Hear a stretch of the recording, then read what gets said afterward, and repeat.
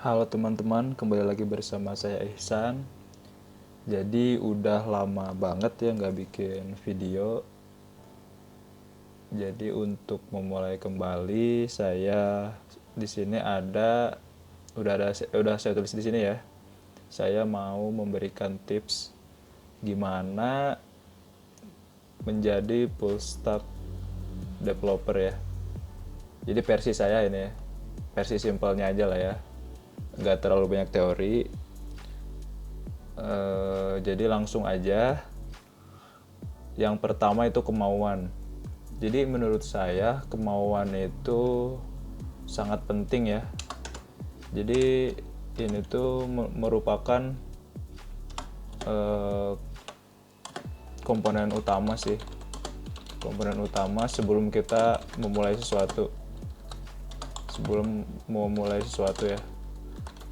Jadi dengan kemauan kita bisa ngelakuin apa aja. Misalnya kita mau bisa untuk membuat web.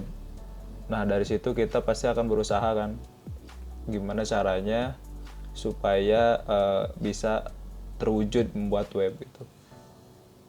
Jadi ya kurang lebih lah sama passion. Jadi ketika kita suka di bidang itu, maka kita bisa melakukannya dengan baik. Itu menurut saya. Itu tips yang pertama. Kemudian tips yang kedua itu logika yang kuat. Nah, gimana caranya kita bisa mempunyai logika yang kuat? Itu melatih logika kita. Misalnya kalau di coding dengan latihan di Code Wars salah satunya. Itu di situ banyak sekali soal-soal yang mengasah logika kita ya. Nanti kita lihat bersama-sama.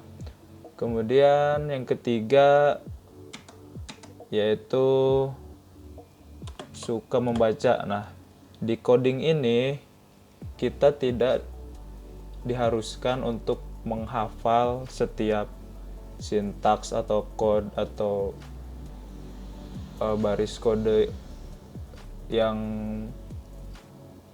misalnya kayak kita akan mengkonekkan database ke MongoDB. Nah, itu kita tidak perlu menghafalkan. Jadi kita diharuskan malah membaca dokumentasinya ya, dokumentasi resmi dari si MongoDB misalnya.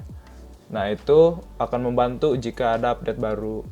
Jadi beda halnya dengan menghafalkan. Kalau menghafalkan itu kita nanti akan misalnya kita menghafalkan yang versi 3.1, padahal versinya sekarang udah 4. Nah, itu ada perbedaan cara mengkoneksikan atau misalnya lebih simple atau ada yang deprecating kayak gitulah ya. Jadi banyak hal-hal yang baru. Nah, jadi untuk menjadi full stack atau untuk menjadi programmer yang baik itu menurut saya kita harus rajin membaca ya. Jadi membaca dokumentasi yang baru atau membaca tutorial-tutorial yang ada di internet. Jadi itu dapat membantu kita untuk mencapai tujuan kita yang tadi maunya misalnya bisa bikin website atau bisa bikin aplikasi Android atau lain halnya. Nah, kemudian menerima inovasi baru. Nah, ini menjadi salah satu hal yang menurut saya penting banget juga, karena kadang ada orang itu yang tidak mau menerima teknologi baru. Misalnya dia udah nyaman ya, misalnya dia sudah nyaman di teknologi A misalnya, teknologi A. Nah, pada saat ada teknologi B, dia nggak mau belajar. Nah, ini yang menurut saya salah banget ya, karena dengan makin banyak kita pengetahuan apapun itu, misalnya saya belajar JavaScript sekarang, mungkin nanti saya pengen nyoba ke Python atau pengen nyoba Java, PHP dan lain-lainnya ya. Jadi kalau menurut saya ada inovasi baru atau ada teknologi yang baru, kita jangan denial dan pengen di tempat nyaman kita. Misalnya saya di JavaScript, ya udah di JavaScript aja gitu. Jadi belajar hal-hal lain juga gitu. Itu dapat membantu kita berkembang juga. Kemudian yang terakhir, nah setelah kita pelajari itu semua, jadi jangan lupa sorry ini sudah nyaman ya di teknologi ya. Nah yang terakhir, yang kelima, belajar dari project. Nah biasanya kalau orang-orang itu dia pertamanya itu belajar, misalnya belajar logika, terus belajar misalnya baca medium A, medium B, misalnya itu medium tempat baca ya, baca artikel A, artikel B tentang tutorial gitu-gitu. Tapi dia tidak mengimplementasikan ke dalam satu project. Kalau menurut saya itu agak kurang lengkap ya. Jadi setelah kita belajar semuanya, nah kita harus berani ya, harus berani mencoba mengimplementasikan ke dalam project ya.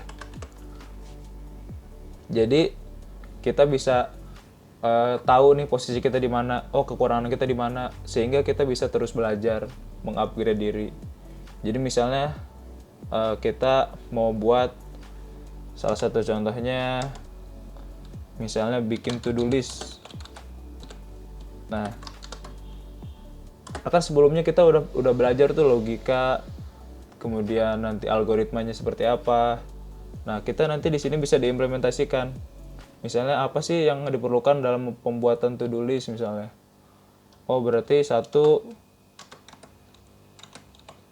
kita harus ada server berarti kan. Kalau misalnya dia nggak serverless ya. Kemudian harus ada kliennya. Nah, itu ada 2 kan berarti. Nah, di server ini ada apa aja? Ada database, ada endpoint atau REST API ya, REST API. Nah kemudian setelah ini ada apa lagi? Ada misalnya di REST API itu kan ada dia create, read, update, delete. Nah seperti itu dan seterusnya ya. Kemudian di klien ada apa aja? Di klien ada yang namanya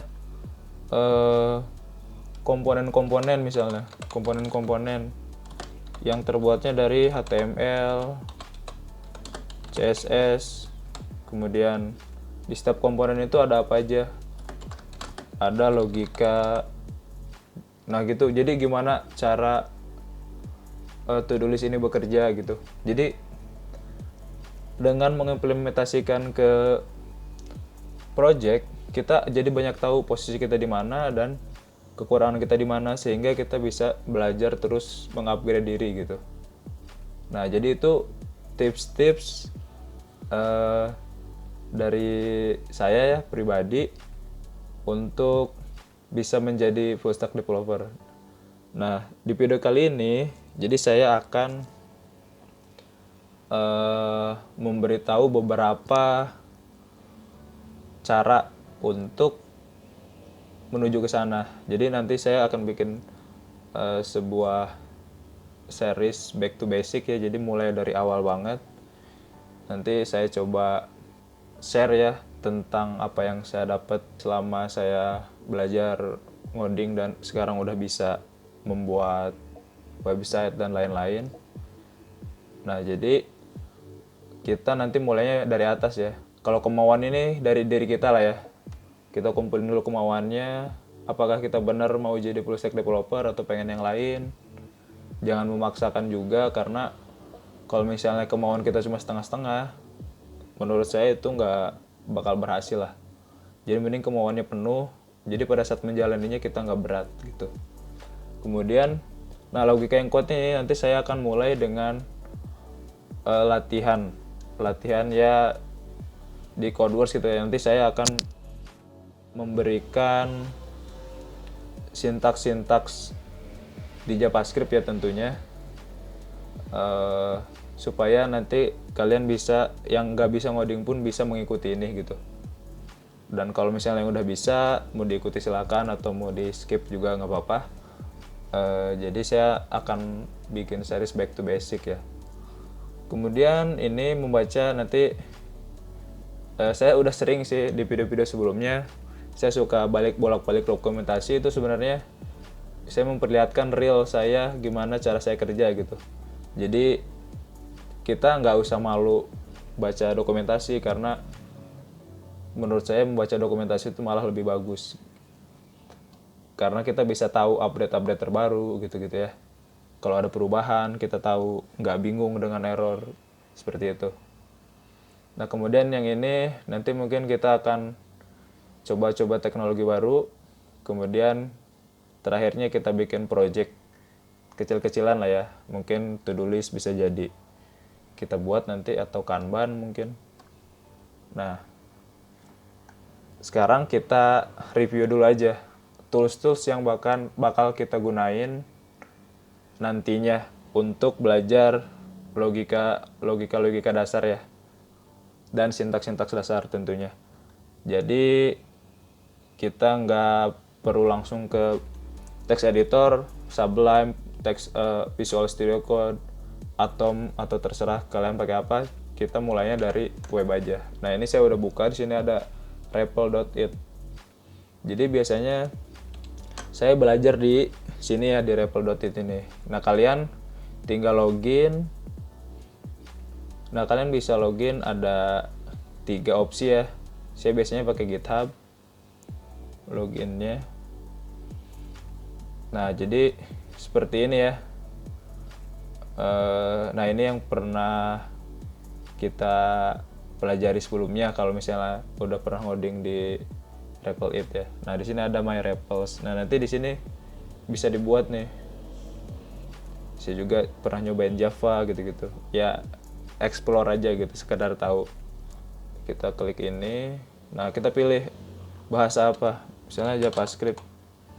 Kita pilih JavaScript. Misalnya back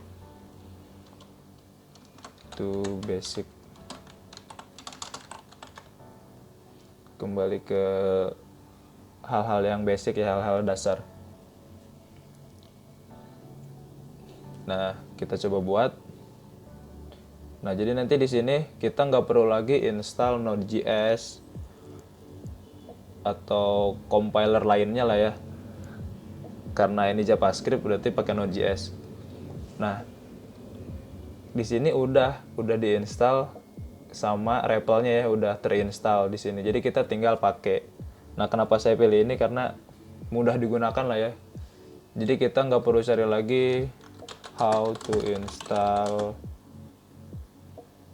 Node.js Ubuntu misalnya, atau Windows gitu. Jadi kita nggak perlu lagi itu dulu. Jadi bisa di browser kita masing-masing. Itu kelebihannya. Nah nanti di sini saya akan menjelaskan sintaks ya, sintaks JavaScript yang sering digunakan, karena banyak lah ya, kayak ada biasanya prototype dan semacamnya. Tapi nanti saya akan memberikan yang dasar-dasarnya aja dulu, seperti itu. Kemudian soal-soalnya mungkin kita bisa ambil dari sini. Codewords nanti mungkin saya akan mencoba step-step. Misalnya saya ambil satu soal. Nah, step-stepnya itu cara menyelesaikan permasalahan itu seperti apa gitu. Jadi lebih ke tekniknya aja. Jadi bukan ke resultnya bener atau enggak ya. Jadi coba brainstorming aja gitu. Nah, jadi di sini ada yang namanya kata. Saya udah pernah nyobain beberapa sih. Nah, nanti di sini ada difficulties-nya. Nah, difficulties-nya ini 8Q itu paling rendah. Jadi paling mudah lah ya. Semakin kecil dia semakin sulit ya. Seperti itu. Jadi nanti mungkin ini akan menjadi salah satu toolsnya ya buat kita belajar. Nah, ini ada 7Q, di sini ada 6Q. Nah, kalian bisa bebas pilih, cuma kalau saran saya sih klik aja ini 8Q. Nah, kita coba nanti salah satu dari sini terus kita bahas. Mungkin itu aja sih untuk permulaan ini. Jadi saya akan menyiapkan semuanya supaya lebih rapi lah ya, lebih mudah dipahami. Mungkin ada yang di sini ada yang pengen belajar dari awal gimana sih gitu, karena saya kan banyak share-nya kayak menggunakan Node.js, MongoDB. Mungkin kalau misalnya yang datang belum tahu apa itu Node.js, apa itu MongoDB, nah saya akan mulai lagi dari awal supaya yang nggak bisa pun mudah-mudahan bisa gitu sedikit-sedikit. Jadi ya bisa inilah ya, saling sharing lah ya. Kemudian CodeWars ini bahasa Inggris ya. Misalnya kalau kita buka soalnya itu bahasa Inggris. Nah, kalau misalnya kalian tidak terlalu lancar bahasa Inggris, kalian bisa gunain plugin ini ya. Saya juga biasanya pakai ini. Jadi nanti kalian bisa dengan mudah pop up seperti ini. Nah, kayak gitu ya. Nanti English terus Indonesianya apa. Kalian bisa cari pluginnya di sini ya. Di web ininya.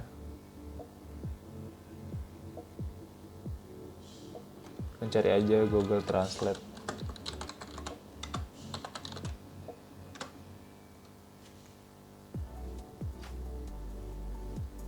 Nah, yang ini ya.